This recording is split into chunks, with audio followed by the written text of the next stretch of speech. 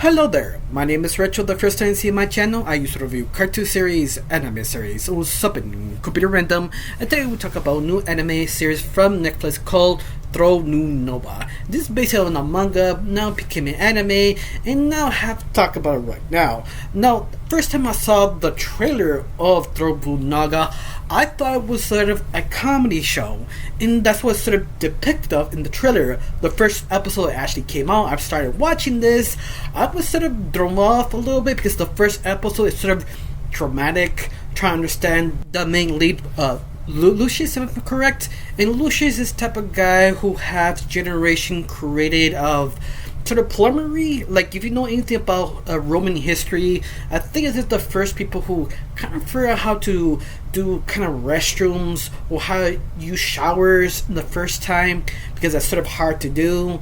And Lucius is like has generations doing that, but he became sort of rusty, that he became too traditional and people wanted to do something new, like give it something wow us, and that's why he's sort of stuck in sort of situation that he can't really show up because he's just too old-fashioned. Till he actually went to a bath and fall in the bath and started kind of time leap for in the future in Japan and see some their version of bath, how everything's changed, and he came back to Rome by accident. He doesn't know how. And now he take that new information, he find out what the new things are, he recreated his own ideas that everybody think, oh, this guy is so unique, refreshing. But at the very end, he's sort of lying to himself and lying to everybody because he's just sort of copying that. And that itself seems sort of weird because how everything begins on the first episode. Trying to understand Lucius, how he was a set in making bath and what he chose that career, and now he feels sort of a liar. But at the end, it's sort of in between. Being a creator means being inspired by other people, but sometimes copying but not copying. The very end is sort of kind of creating your own things. They feel sort of similar to the old but did in a different take, and I think that's why it's sort of interesting. Of course, this anime is not for everyone because this anime is sort of a little dramatic at the very beginning and later on becomes funnier. It's sort of out of fish out of water, how Lucius takes this new things, how this shower bath works, how the people do this in the modern times, and his imagination just go crazy, how excessive and sometimes kind of offensive, the guy, because this guy have this sort of kind of complex, like the Romans are the best because we are the best, and he needs the Japanese people who are very kind and polite, that trying to show the things they have. He can't communicate. That's where the point of the comedy really goes from. It's not over exaggerated sometimes. It's something that takes a little while. I mean, each episode gets funnier and funnier, but at the same time you're wondering, do you have something here or just pure nonsense?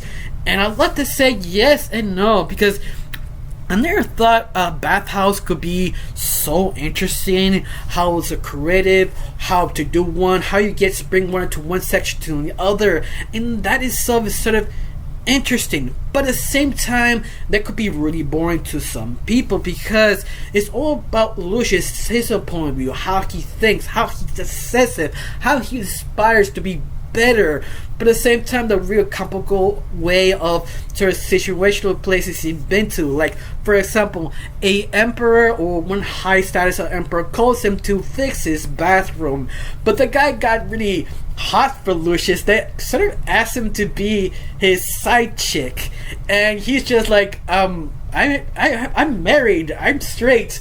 But at the same time, he cannot say that because the person who hired him is that powerful. He easily slices his head off and nobody will complain except for his wife. But once more, he's not that type of power, so Lucius have to figure out how to go around it. But once more, that's sort of the joke. They sort of put him in this sort of situations how he had to sort of wiggle himself out, or asking himself, if I'm a hack, because all the ideas he come up with is not his original ideas.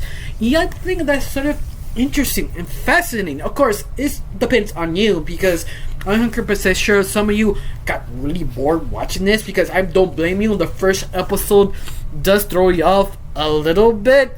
He also loses how he belittles Japanese people because he thinks he's that superior. But I love it that every time he goes back in the future, that he becomes a little bit more noble, a little bit more respectful of the Japanese people, how they made their own version of the bath. He's wondering why we don't have that, why we don't have the same technology. But he doesn't really realize he is sort of going straight to the future, and the more future you go, the more high-tech the stuff really are. But I love how he became more respectful for other people, other culture. Of course, you still have that sort of egotistical Roman thought back in the day, but you just sort of feel interested in him. But also, he's sort of kind of desperate. Yeah, I understand as a creator, also a critic who trying to be a little bit interesting, a little bit entertaining. Yeah, I can understand Lucius' every single thought. Like, yes, how can you do it? How you can stand out?